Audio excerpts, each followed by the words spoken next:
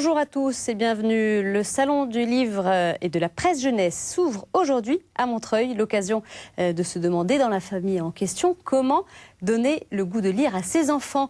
Que faire s'ils n'aiment pas lire? Comment les aider dans leur choix de lecture? Autant de questions que l'on abordera sur ce plateau. Deux invités nous ont rejoints. Violaine de Bensman, bonjour.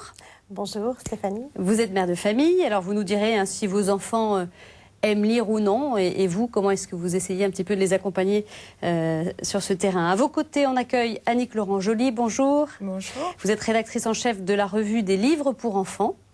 Et je précise que le numéro de novembre propose une sélection de 600 meilleurs titres publiés dans l'année, classés par genre et par âge. Il faut savoir d'ailleurs qu'il y a une production annuelle de 10 000 à peu près, livres, oui, oui, tout à fait. Tout genre confondu, donc concernant la production jeunesse, c'est énorme. Et je précise également que un supplément est distribué aux parents avec une compilation de cette sélection. Voilà. Enfin, on retrouve notre chroniqueur Jean Villeminot. Jean, bonjour. Bonjour Stéphanie. Et vous nous apporterez, vous bien sûr, votre éclairage en fin d'émission.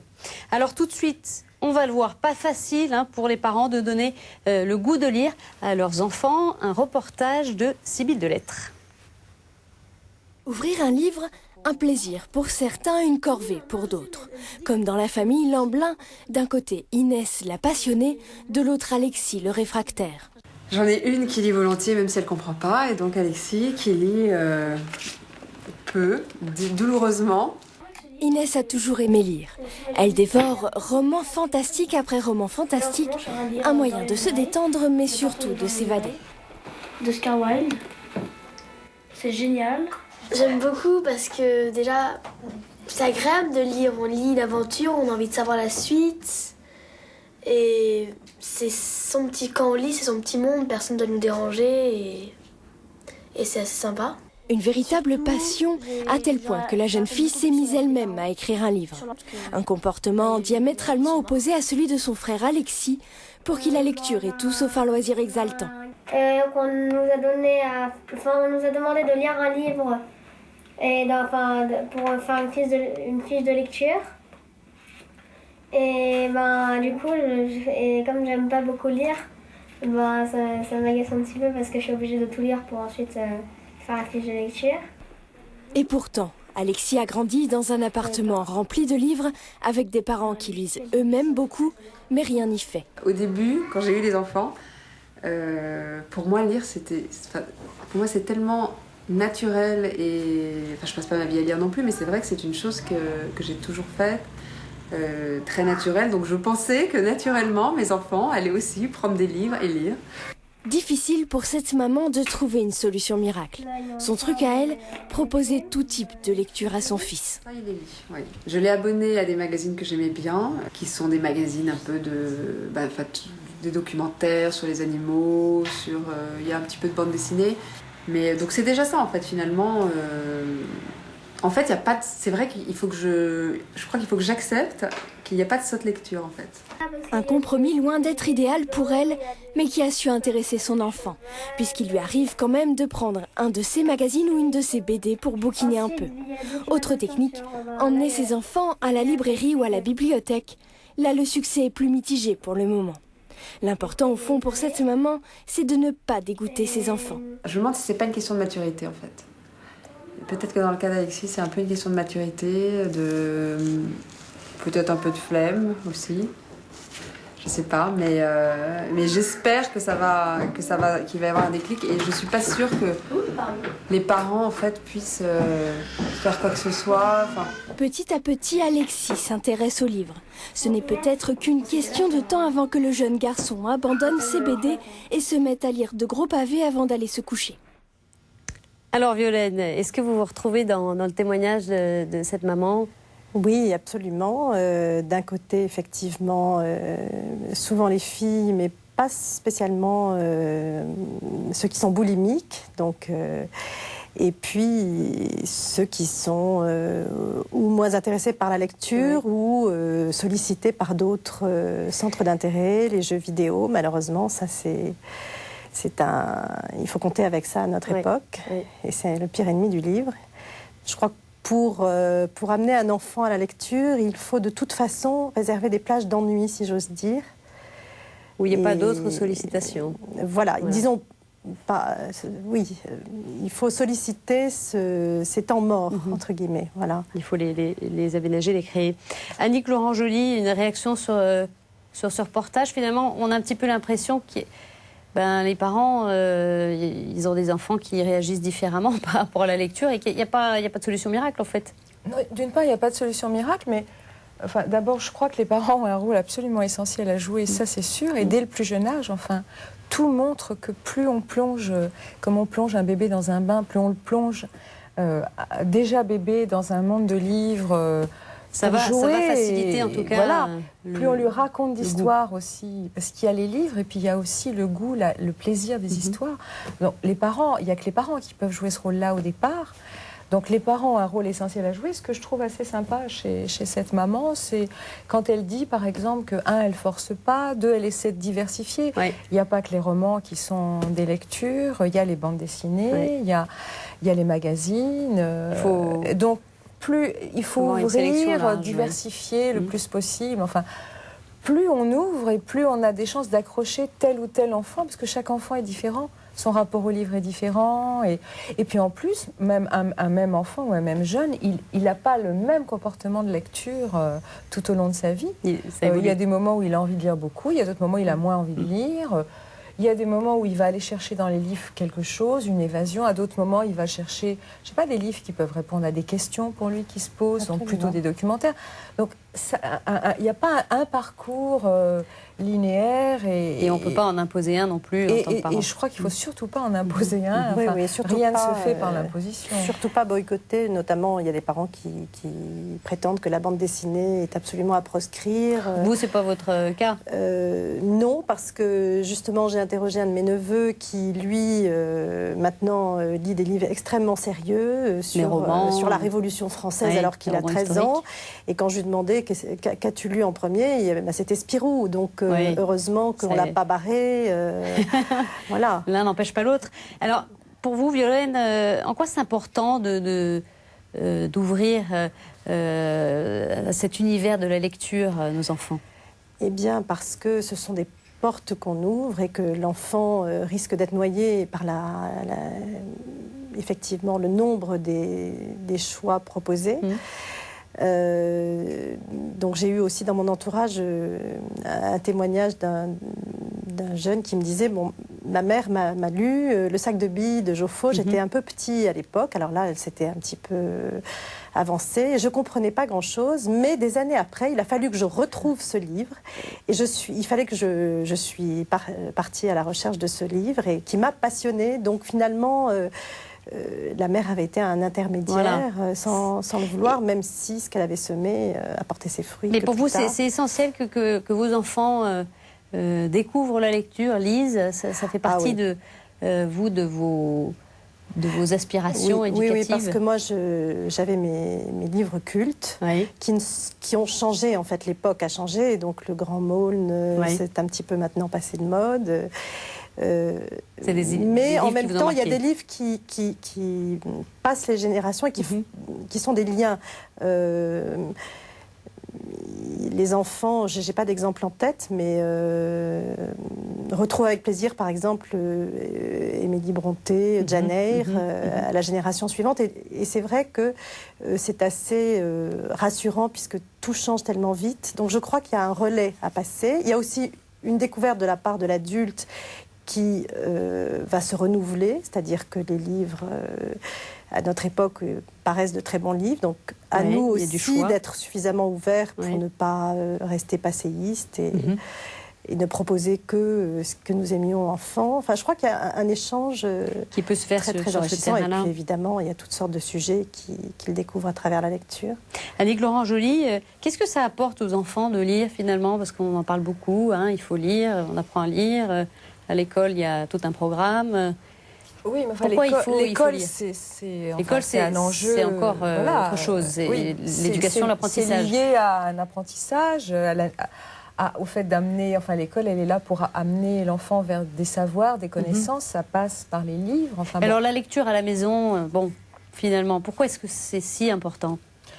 Mais parce que le livre, c'est comme une sorte de médiation. Enfin, c'est soit une porte, soit quelque chose qui permet de faire la transition vis-à-vis du monde. Ça peut être un livre, ça peut apporter plein de choses très très différentes. On peut pas. Il y a des livres qui permettent de s'évader, de s'en aller ailleurs. Il y a les contes, il y a les romans de fantasy aujourd'hui pour les jeunes. On voit bien la passion qu'ils ont quand même. Enfin, c'est un succès. Ces séries de fantasy qui se sont vraiment multipliées avec des bonnes et des moins bonnes. Hein, mais il y a des choses vraiment, il y a des œuvres de qualité.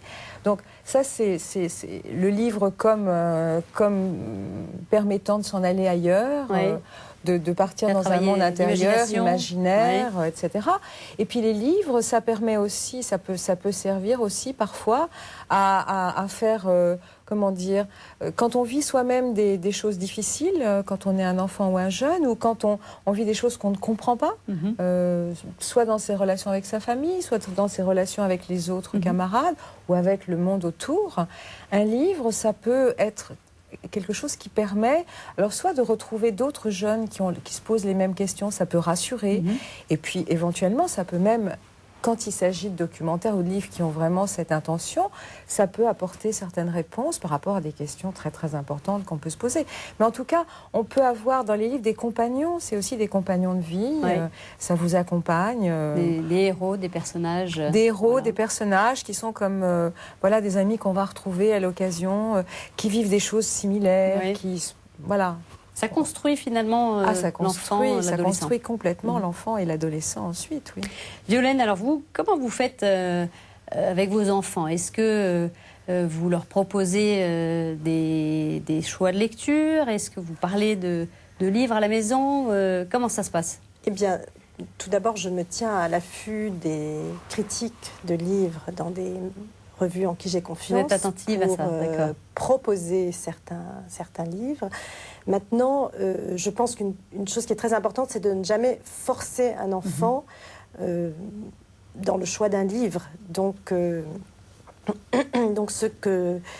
Après, je suis à distance le fruit de ma proposition. D'accord. Bon. En tout cas, ce qui est très utile, c'est de lire avec un enfant, de temps en temps, de lire des passages, notamment... parmi les livres qui sont donnés à l'école, qui paraissent rébarbatifs pour l'enfant, parce que si un livre est donné, c'est souvent plus par rapport à... C'est le style qui va rendre vivant la lecture, donc la manière dont nous allons le lire va faire prendre du relief au livre, alors que l'enfant a l'impression que, franchement, il ne retrouve pas ses livres d'action, son enquête policière, il est très frustré. Donc vous lisez aussi vous-même des livres par exemple, aux enfants. Molière, on se donnait la réplique, le malade imaginaire, c'était la grosse farce, on se tape dessus, ça c'est toujours... du coup, l'enfant est captivé, alors qu'au départ, allez, il faut encore que tu te mettes à la lecture de l'acte 3, de la scène 5. Voilà, c'est ça, le côté un peu... Voilà, donc je crois qu'il faut vraiment faire passer des caps à l'enfant, l'accompagnant, ça me paraît indispensable. Annick Laurent-Joly, alors, est-ce qu'il faut privilégier certains choix de lecture et comment finalement faire des choix? Qu'est-ce que vous en pensez? Alors, privilégier certains choix de lecture, enfin, c'est ce qu'on disait. Je crois que ce qui est très important, c'est ce que vous disiez, c'est que du point de vue des parents, c'est plus systématiquement d'accueillir aussi les choix des enfants.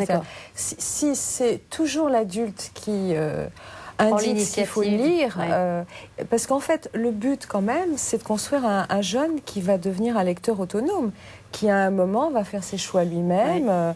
Bon, et alors, ce qui est bien, c'est de pouvoir partager ça, d'échanger, de lire, c'est ce que vous faites aussi, de lire des livres que les jeunes ont choisis eux-mêmes. Parce que nous, notre culture, moi aussi, j'ai lu Émilie Brontë, mais maintenant, quand j'étais jeune, il y avait très peu de littérature de jeunesse. Enfin, il y avait la collection, il y avait La Rose, il y avait la Bibliothèque Verte. Mais enfin, bon, c'était quand même très limité, La Rouge et Or. En fait, on passait très très vite de ces livres-là à la littérature tout court. Maintenant, il y a quand même toute cette littérature qui a été écrite pour eux, et qui leur permet, qui les accompagne. Comment dire, le chemin est plus progressif. Et donc, il y a aussi des très belles découvertes à faire pour les adultes.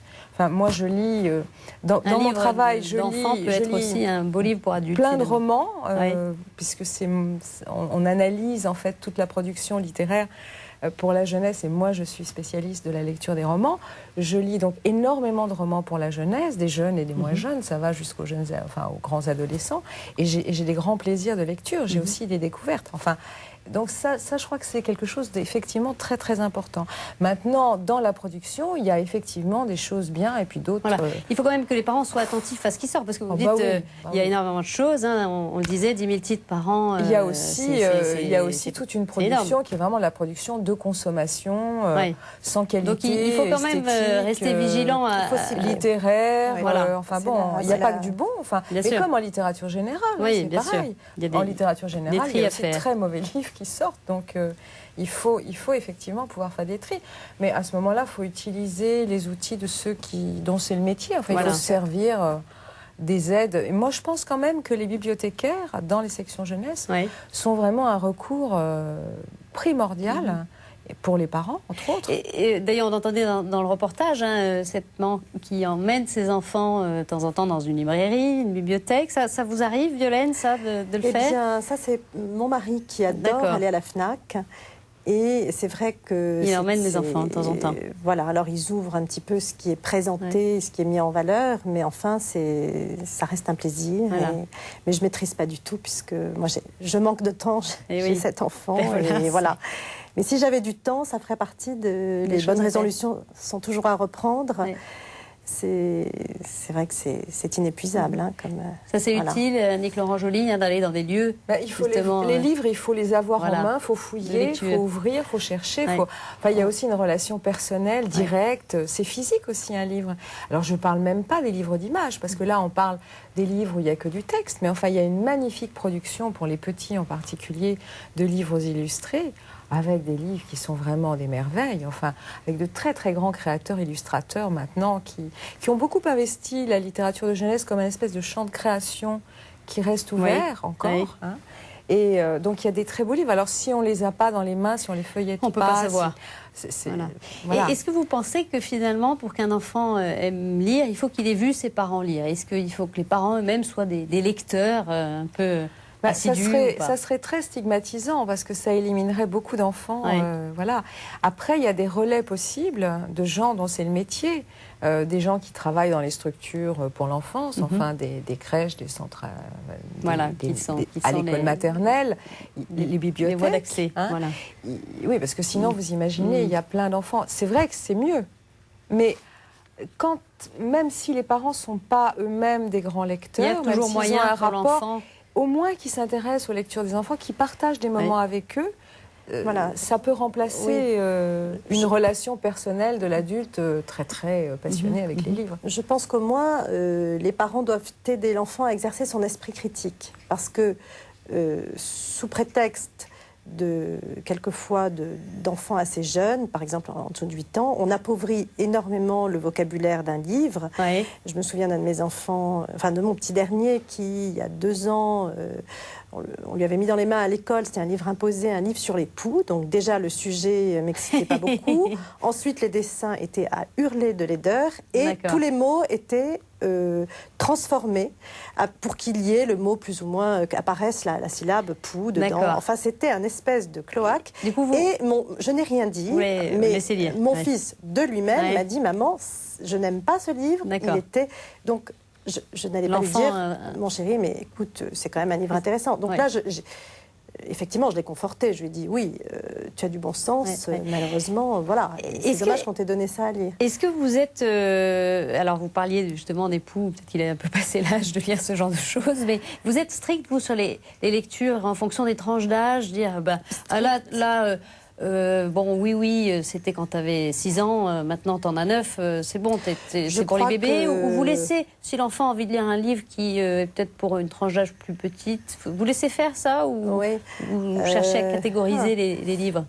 Moi, j'ai plutôt le problème que le petit dernier a tendance à bouder les livres de son âge et à lire plutôt ce qui n'est pas encore...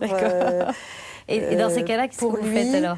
Mais autrement, en général, spontanément, je crois que les enfants s'intéressent à des sujets de leur âge. Oui. Surtout, autant en matière de film, ils ont tendance à gober, entre guillemets, un peu tout ce qui passe. Autant un livre, c'est quand même plus ardu. Donc, voilà. je trouve qu'ils ont un bon sens naturel.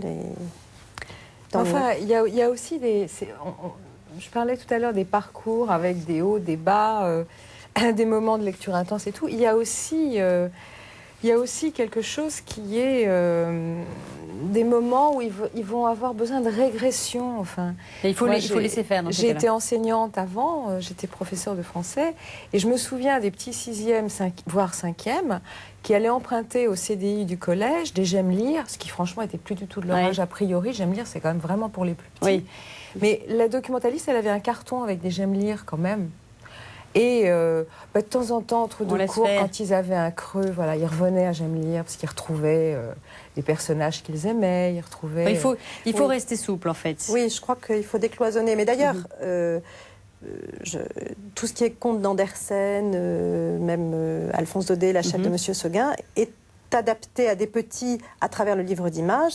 Par contre, le texte est magnifique et il peut être repris plus tard. Voilà. Et ça, c'est intéressant effectivement pour l'enfant comme ça de progresser à travers un même thème, une même histoire, une même lecture éventuellement, à travers le temps. Merci à toutes les deux. Alors Jean, votre éclairage sur cette question de la lecture. D'abord, moi j'ai été éclairé en vous écoutant. J'ai trouvé cet entretien absolument passionnant. Je crois que c'est important de noter, de renoter l'importance de la lecture pour la construction de la personne. Vous avez évoqué l'imaginaire, ce que permet beaucoup moins l'image, parce que l'image m'impose quelque chose que le livre ne m'impose pas, si vous voulez. On voit bien d'ailleurs des fois les déceptions que l'on peut avoir lorsque l'on voit un film qui est une adaptation. Oui. Alors, j'étais intéressé de vous écouter à propos des bandes dessinées, parce que est-ce qu'on l'attribue à l'image ou à la lecture? Enfin bon, tout ça, c'est une question. Donc, mais je crois aussi qu'il faut souligner qu'il n'y a pas d'acquisition de savoir sans lecture. Autrement dit, la lecture est strictement indispensable à la culture.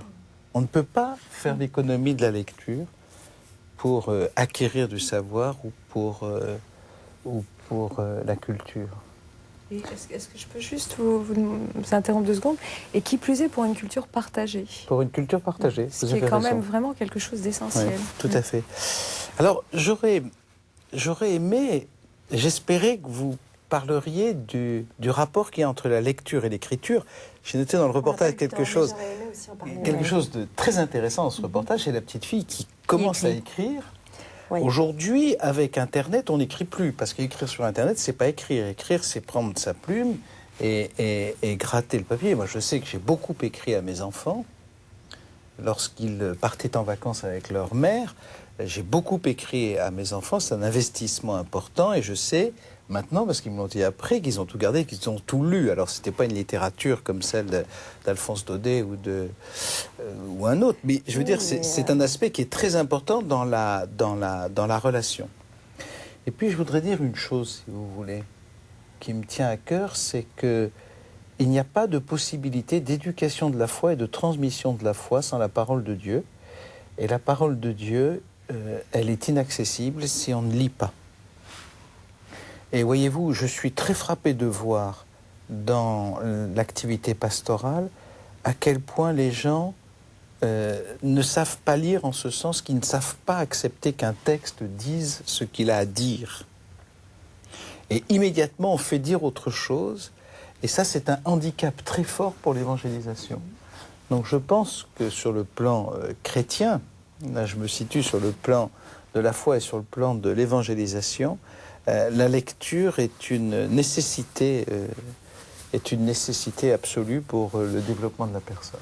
Merci Jean, et merci à toutes les deux. Alors, un livre à signaler pour les 8-12 ans, Le monde, les autres et moi, les grandes questions pour comprendre le monde, aux éditions Bayard Jeunesse. 120 questions d'enfants font le point sur la famille, les sentiments, la vie et la mort, la société et le monde. Ça, c'était une première sélection. José, le peintre et le bouffon de Claude Bourguignon, c'est aux éditions Hachette Jeunesse. Et puis, on évoquait donc l'ouverture du Salon du Livre et de la Presse Jeunesse qui démarre aujourd'hui à Montreuil. Le programme se trouve sur le site salon-livre-presse-jeunesse.net. Enfin, si vous souhaitez vous abonner à la revue des livres pour enfants, eh bien, vous pouvez le faire grâce au site lajoiedeslivres.com. Enfin, sachez que vous pouvez retrouver évidemment cette émission sur le site ktotv.com. Merci et à la semaine prochaine. Au revoir.